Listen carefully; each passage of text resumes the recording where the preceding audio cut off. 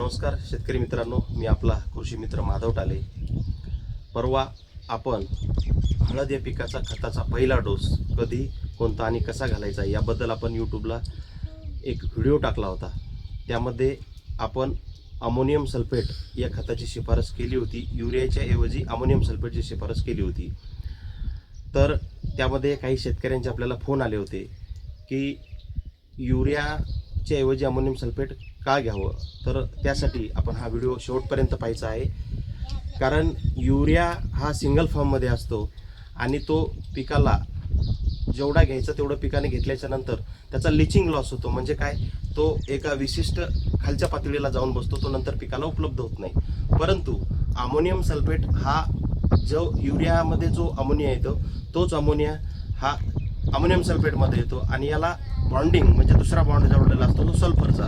म्हणजे अमोनिया आणि सल्फर यांचं बॉन्डिंग झालेलं असतं. त्यामुळे ह्याचा लिचिंग लॉस होत नाही. लिचिंग लॉस म्हणजे काय की तो खाली एकदम जमिनीमध्ये खाली जाऊन बसत नाही.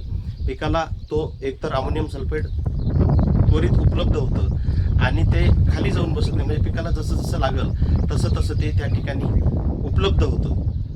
तर यासाठी आपल्याला युरियाऐवजी या ठिकाणी आपल्याला अमोनियम सल्फेट घ्यायचं आहे. परंतु जर मार्केटमध्ये आपल्याला अमोनियम सल्फेट मिळालंच नाही तर आपण त्या ठिकाणी युरिया पण घ्यायला त्या ठिकाणी काही हरकत नाही. असेच नवीन नवीन व्हिडिओ पाहण्यासाठी आपल्या तुलसी ग्रीन टेक्नॉलॉजी या चॅनलला सबस्क्राईब करा, लाईक करा आणि शेअर करा.